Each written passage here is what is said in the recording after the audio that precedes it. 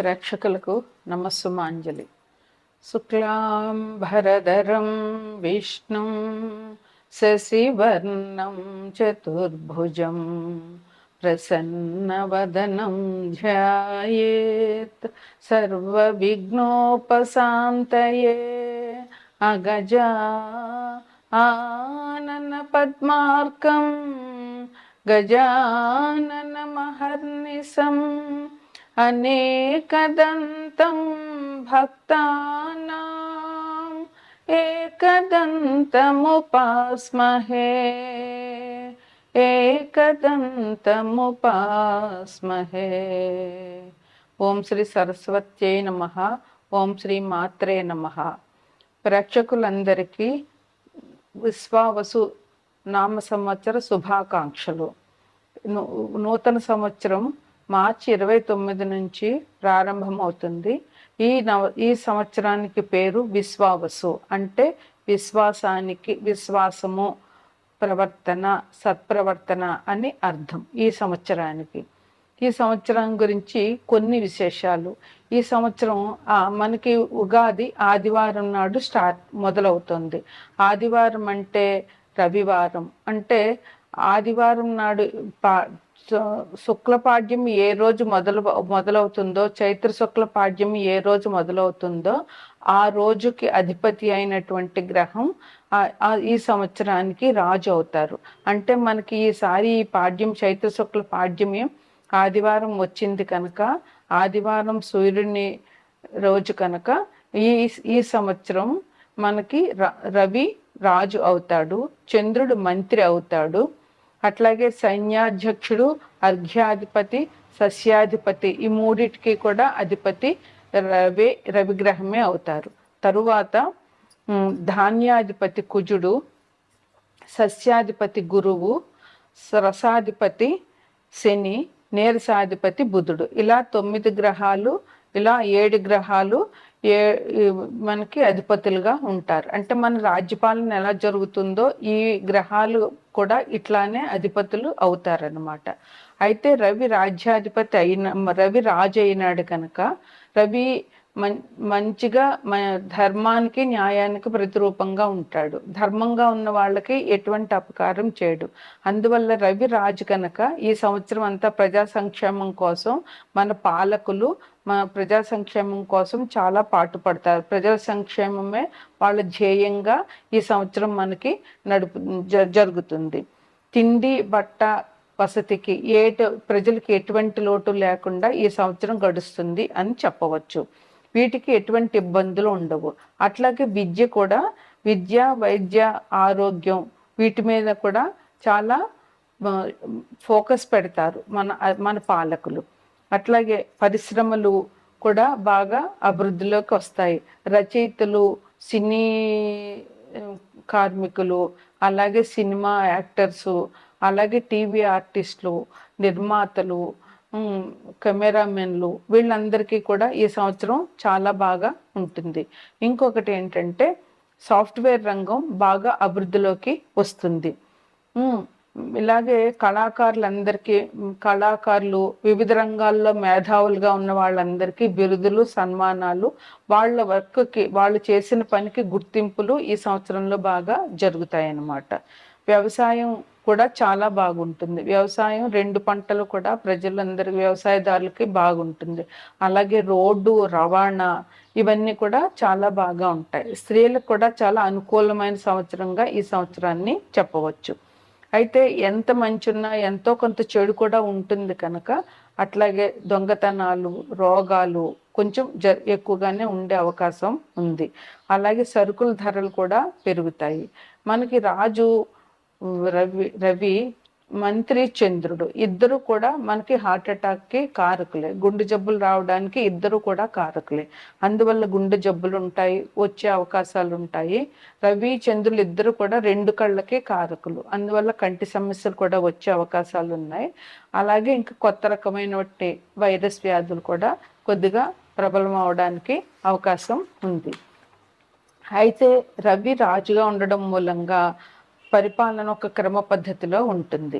అలాగే చంద్రుడు మంత్రి అవడం మూలంగా ఉద్యోగాల్లో మార్పులు ఉంటాయి, పరిపాలన సుస్థిరంగా ఉంటుంది. ప్లస్ సినీ రంగం వాళ్ళకి, కళాకారులకి, టీవీ ఆర్టిస్టులకి, మేధావులకి, ఇట్లా ఒక రంగాల్లో అభివృద్ధి చెందిన వాళ్ళకి ఈ సంవత్సరం చాలా బాగుంటుంది. అదేవిధంగా బట్టల వ్యాపారస్తులు, పాలు, నీరు, ఇలా జలానికి సంబంధించిన రసాలకు సంబంధించిన వ్యాపారస్తులందరికీ కూడా బాగుంటుంది. సైన్యాధ్యక్షుడు రవి, అందువల్ల మనకి దేశ సరిహద్దుల్లో అంతా సైన్యం జాగ్రత్తగా కాపలా కాసి మన దేశానికి ఎటువంటి ఇబ్బందులు లేకుండా చూసే ఉంటుంది. అలాగే సైనికులకి స్థానచలనాలు ఉంటాయి. రక్షణ శాఖ యొక్క అధికారం ఈ సంవత్సరం బాగా పెరుగుతుంది. ఇంకా అన్ని భూ, జల, వాయు మార్గాల సైనికులందరికీ కూడా బాగుంటుంది. సస్యాధిపతి గురువు, అంటే గురువు మంచి గ్రహం. అసలు గురువు మంచి చేయకపోయినా చెడు మాత్రం చేయడు. ఇంకా సస్యాధిపతి గురువు అంటే సస్యశ్యామలంగా దేశం ఉంటుందన్నమాట. అంతా పొలాలకి పచ్చగా ఉంటాయి, సస్యశ్యామలంగా ఉంటాయి. వృక్షజాతులే కాదు, గోధుమలు, బార్లీ మొదలైన ఇలాంటి పంటలన్నీ కూడా బాగా పండుతాయి. వృక్షజాతులు బాగా అభివృద్ధిలోకి వస్తాయి. అట్లాగే బులవలు, ఎవలు, శనగలు, పసుపు ఈ రెండు బాగా పండుతాయి ఈ సంవత్సరం. కానీ బంగారం ధర మాత్రం పెరుగుతుంది. ధాన్యాధిపతి కుజుడు, అంటే వ్యవసాయదారులకి బాగుంటుంది. ధాన్యం సమృద్ధిగా దొరుకుతుంది. అలా ఎర్ర ధాన్యాలు అంటే ఏంటి, మిర్చి, ఎండుమిర్చి, కందులు, ఎర్ర కందిపప్పు, వేరుశనగ ఇట్లాంటివి ఈ సంవత్సరం బాగా పెరుగుతాయి. అగ్నియాధిపతి రవి, అన్ని రకాల వస్తువులు కూడా అందుబాటులో ఉంటాయి. నెయ్యి, ఇవి వెన్న, నెయ్యి, నూనె ఇవి ధరలు అదుపులో ఉంటాయి అన్నమాట. అట్లాగే వెండి, బంగారం ఈ లోహాల ధరలన్నీ కూడా పెరుగుతాయి. మేఘాధిపతి కూడా రవే, అంటే మనకి ఈసారి వర్షాలు ఎక్కువగా పడే అవకాశం ఉంది. ఖండఖండాలుగా వర్షం పడుతుంది అన్నమాట. రసాధిపతి శని, అంటే నెయ్యి, నూనె అన్ని రకాల రసాలకి కూడా నెయ్యి, నూనె, తేనె, బెల్లం ఇట్లాంటి వాటన్నింటికి కూడా శని అధిపతి అవుతాడు ఈసారి. వీటి ధరలు తగ్గి నిలకడగా ఉంటాయి అన్నమాట. నల్లధాన్యాలు, మినువులు, నువ్వులు ఇలాంటివన్నీ బాగా పండుతాయి అన్నమాట. నీరసాధిపతి బుధుడు, అంటే బుధుడు అన్ని రకాలటువంటి ధాన్యాలు, పెసలు, మన అపరాలు ఇవన్నీ కూడా బాగా పండుతాయి. ధరలు అదుపులో ఉంటాయి. సుగంధ ద్రవ్యాలు బాగా పండుతాయి అన్నమాట. ఆయుర్వేద మందులు, బుధుడు మందులకు కూడా కారకుడు కనుక ఆయుర్వేద మందులు, వనమూలికలు ఉంటాయి. స్త్రీలు బంగారం, వెండి వీటి మీద ప్రాధాన్యతనిస్తారు. ఎక్కువగా స్త్రీలు పచ్చ ధరించడానికి ఇష్టపడతారు. బుధుడు పచ్చకి కారకుడు కనుక స్త్రీలు ఎక్కువగా పచ్చ ధరించడానికి ఇష్టపడతారు. అలాగే స్త్రీలకి నోముల మీద, దైవ కార్యాల మీద, వ్రతాల మీద ఆసక్తి పెరిగి అందరూ వాటిని ఆచరించుతారనమాట. ఇక ఈ సంవత్సరంలో వచ్చేటటువంటి గ్రహణాలు, సంపూర్ణ చంద్రగ్రహణం 2 సార్లు ఉంది. అది ఎప్పుడంటే 7/9/2025 ఆదివారం సంపూర్ణ చంద్రగ్రహణం, మళ్ళీ 3/3/2026 సంపూర్ణ చంద్రగ్రహణం. 2 గ్రహణాలు ఉన్నాయి. అలాగే మూఢాలు, గురుమూఢం ఉంది. గురుమూఢం ఎప్పుడంటే 10/6/2025 నుంచి 8/7/2025 వరకు, అంటే ఇంచుమించుగా 1 నెల గురుమూఢం ఉంది. ఈ మూఢంలో అంటే మనకి ఇంచుమించుగా జూన్ నెలంతా పెళ్ళిళ్ళు ఏమీ ఉండకపోవచ్చు. అలాగే శుక్రమూఢం 30/11/2025 నుంచి 13/2/2026, అంటే ఇంచుమించుగా డిసెంబరు, జనవరి, ఫిబ్రవరి 10వ తారీఖు దాకా కూడా ఈ మూఢం, 13వ తారీఖు వరకు ఈ మూఢం, శుక్రమూఢం ఉంటుంది. ఈ సమయంలో కూడా పెళ్ళిళ్ళు జరిగే అవకాశాలు ఉండవు. ఇక ఈ సంవత్సరంలో ముఖ్యంగా గురువు వృషభంలో, మిగతా గ్రహాలన్నీ మన గోచార చక్రంలో ముఖ్యంగా గురువు, శని, రాహువు, కేతువు ఈ 4 గ్రహాలు ఎక్కువ సంవత్సరం ఉంటాయి గోచారంలో. ఎందుకంటే 1 సంవత్సరం పైన ఉంటాయి. శని అయితే 2.5 సంవత్సరాలు ఒకే రాశిలో ఉంటారు. గురువు అయితే ఒక సంవత్సరం పూర్తిగా ఒక రాశిలో ఉంటారు. రాహుకేతులు ఒక సంవత్సరం పైన ఉంటారు. అందువల్ల ఇవే ఏ ఏ జాతకుడికైనా కూడా కొంచెం ఎఫెక్ట్ చూపిస్తాయి. మిగతా గ్రహాలన్నీ చంద్రుడు అయితే 2 రోజుల కంటే ఎక్కడ ఒక రాశిలో ఉండడు. సూర్యుడు 1 నెల కంటే ఎక్కువగా ఏ రాశిలోనూ ఉండడు. ఇంక బుధుడు శుక్రుడు కూడా చాలా తక్కువ టైము. కుజుడు కొంచెం వీళ్ళిద్దరి కంటే ఎక్కువ. అందువల్ల మనకి మన జన్మజాతకం మీద ఈ గోచార గ్రహాలు పద్ధతి చూపించేవి ఏంటంటే ఈ గురువు శని రాహువు కేతువుల ఫలితాలే మనకి ఎక్కువగా వస్తుంటాయి. గురువు ప్రస్తుతం వృషభ రాశిలో ఉన్నారు. ఇక్కడ 13/5/2025 వరకు గురువు వృషభ రాశిలోనే ఉంటారు. ఆ తర్వాత వృషభం నుంచి మిథునానికి మారుతారు. మిథునంలో ఎప్పటి వరకు ఉంటారు? 17/10/2025 వరకు ఉంటారు. మళ్ళీ అక్కడి నుంచి వక్రించి వెనక్కి మిథునంలో 17/10/2025 వరకు ఉంటారు. అక్కడి నుంచి కర్కాటక రాశికి వెళ్తారు. యాక్చువల్గా అయితే గురువు మిథునంలో సంవత్సరం వరకు ఉండాలి, కానీ అతిచారం మూలంగా కర్కాటకంలోకి 18/10/2025కి వెళ్ళి అక్కడ 4/12 వరకు ఉండి ఇంచుమించుగా నెల 20 రోజులు అలా ఉండి మళ్ళీ మిథునంలోకి వెనక్కి వస్తారు. 5/12/25కి మిథునంలో ఉండి మళ్ళీ సంవత్సరం వరకు కూడా అక్కడ మళ్ళీ అంటే 2026 13 వరకు కూడా అక్కడే ఉంటారు గురువు. అందువల్ల ఈ గురువు అతిచారం వక్రం మూలంగా మన జన్మజాతకం మీద కొంచెం ప్రభావాలు జరుగుతాయి వాళ్ళకి గురువు ఉన్న స్థానాన్ని బట్టి. అలాగే శని ఉగాది రోజునే మీనంలోకి ప్రవేశిస్తున్నారు. ఈ రాశిలోనే ఆయన 2.5 సంవత్సరాలు ఉంటారు.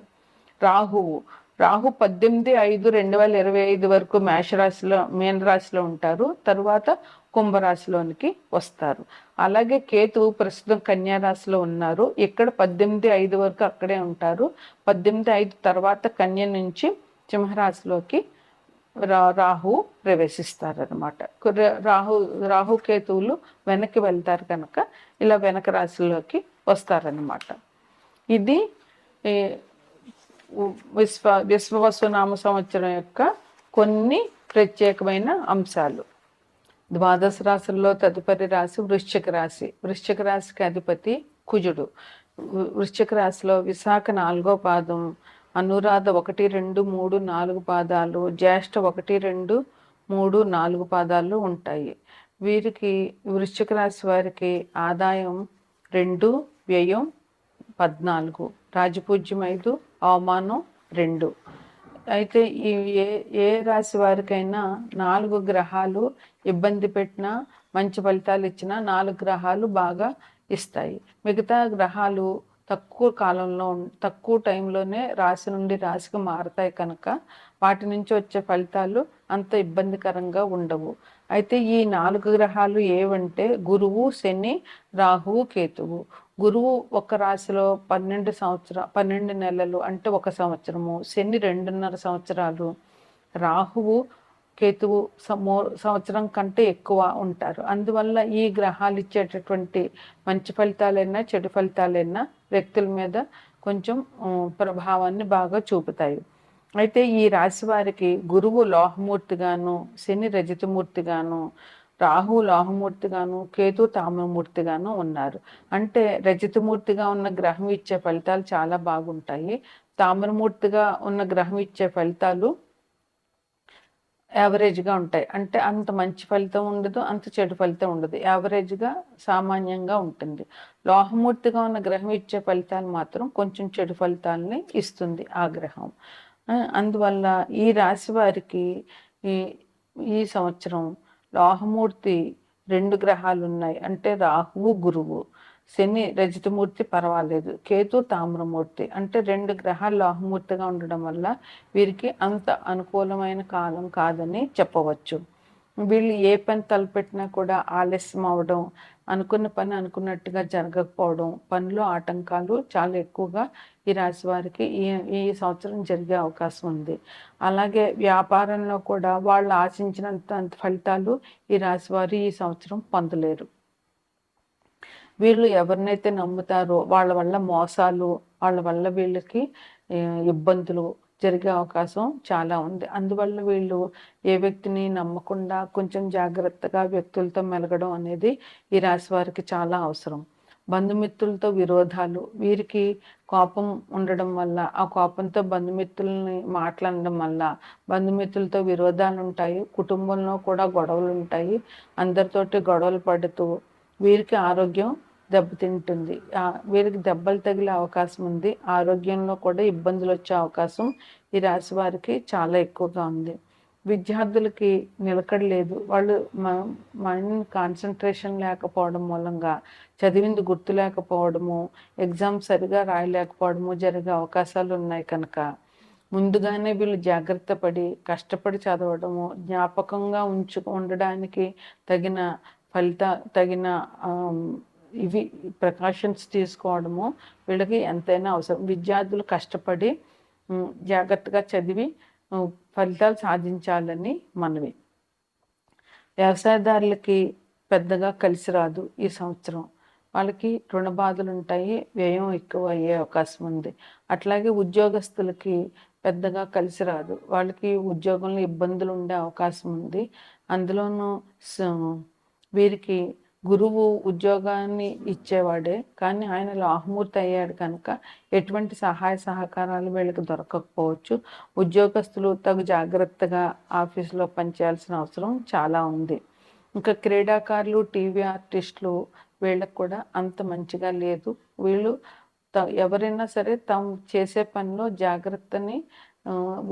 జాగ్రత్తగాను ఉండడము, జాగ్రత్తగా ఆలోచించి ఆచితూచి అడిగేయడం అనేటటువంటిది చేయాలి. కాంట్రాక్టర్లకైతే చాలా కష్టకాలం ఈ సంవత్సరం అని చెప్పొచ్చు.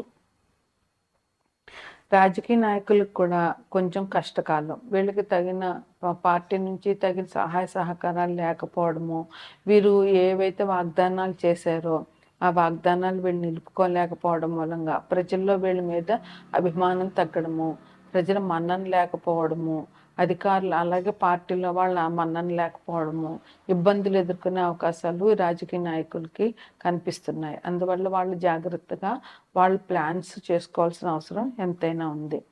స్త్రీలకి కొంచెం శ్రమ ఎక్కువ. ఇంట్లో బయట కూడా కష్టపడే వాళ్ళకి చాలా కష్టాలు ఎదురవుతాయి. అలాగే ఉద్యోగస్తులకి కష్టం ఎక్కువగా ఉంటుంది. పని ఒత్తిడి ఎక్కువగా ఉంటుంది. ఎంత పని చేసినా కూడా గుర్తింపు లేకపోవడము, ఇంక ఇంట్లో ఉండే స్త్రీలకైతే ఇంటి పనులు అయితేనే, లేదా కుటుంబంలో ఉన్న వారికి అనారోగ్యాలు రావడము, లేదంటే కుటుంబంలో పనులు ఎక్కువైపోవడము ఇట్లాంటివి జరుగుతాయి. లేదా కొంచెం అనారోగ్యంతో పనులు చేయలేకపోవడము, ఇట్లాంటి ఇబ్బందులు ఇంటా బయట కూడా స్త్రీలు ఎదుర్కొనే అవకాశం చాలా ఉంది. అదే వ్యాపారం చేసే స్త్రీలకు కూడా వ్యాపారం అంత కలిసి రాకపోవడము, పెట్టిన పెట్టుబడులు కొంచెం నష్టాలకి వెళ్ళడము జరిగే అవకాశాలు చాలా ఉన్నాయి. అలాగే ట్రాన్స్ఫర్స్ అయినటువంటి స్త్రీలకు కూడా కష్టకాలంగానే చెప్పవచ్చు. సుఖశాంతులు స్త్రీలకు చాలా తక్కువగా ఉన్నాయి ఈ రాశిలో వాళ్ళకి. అలాగే చేసే పనులకు ఆటంకాలు రావడము, శారీరక శ్రమ, అలాగే మనస్సు ప్రశాంతత లేకపోవడము ఈ రాశి వాళ్ళకి జరిగే అవకాశం చాలా ఉంది. విశాఖ నక్షత్రం వాళ్ళకి 5, 6, 9, 10, 12, 10 అలాగే జనవరి, ఫిబ్రవరి ఈ మాసాలు వీళ్ళకి చాలా అనుకూలంగా ఉంటాయి. 1 కేజీ శనగలు వీళ్ళు గురువారం నాడు దానం చేయడం చాలా మంచిది. అనురాధ నక్షత్రం వాళ్ళకి 6, 7, 9, 10, 11, 1, 2, 3 ఈ నెలలు చాలా మంచిది. వీళ్ళు శనికి నువ్వులు దానం చేయడం చాలా మంచిది శనివారం నాడు. అలాగే జ్యేష్ఠ నక్షత్రం వాళ్ళకి 6, 7, 10, 11, ఫిబ్రవరి, మార్చి ఈ నెలలు చాలా అనుకూలంగా ఉన్నాయి. పెసలు 1 కేజీ పెసలు బుధవారం నాడు దానం చేయడం చాలా మంచిది. ఈ రాశి వాళ్ళకి లోహమూర్తి గురువు, రాహు లోహమూర్తి, అందువల్ల ఈ 2 గ్రహాలు ఇచ్చేటటువంటి ఫలితాలు అంత శుభదాయకంగా ఉండవు కనుక గురువుకి సాయిబాబా దర్శనం కానీ, దక్షిణామూర్తి కానీ, రాఘవేంద్ర స్వామి దర్శనం కానీ చేయడము, అన్నదానాలు చేయడము వీళ్ళకి చాలా మంచిది. శివాభిషేకం కూడా చాలా మంచిది. రాహు లోహమూర్తి కనుక రాహు మాయ కమ్మి మోసాలకి అసలే ఉన్నదని చెప్పాం కదా.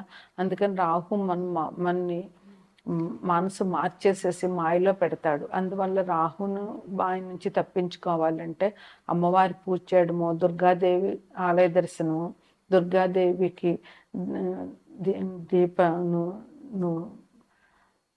దీపాలు వెలిగించడము, నిమ్మకాయ దీపాలు వెలిగించడము, నిమ్మకాయ దండలు వేయడము. ఆదివారం నాడు రాహుకేతువులు పూజ చేస్తారు గుళ్ళో, అక్కడ పూజ చేయించుకోవడము ఈ రాశి వారికి ఎంతైనా అవసరం. కేతువు తామరమూర్తి కనుక కేతువుకి గణపతి పూజ చేయడం ఈ రాశి వారికి చాలా మంచిది. వీరు అష్టాదశ శక్తి పీఠాలు కానీ ద్వాదశ జ్యోతిర్లింగాలు కానీ చేయడం దర్శించడం చాలా మంచిది. విష్ణు సహస్రనామం, లలిత సహస్రనామం పఠించడం ఈ రాశి వారికి ఇంకా ఉన్నతిని సూచిస్తుంది.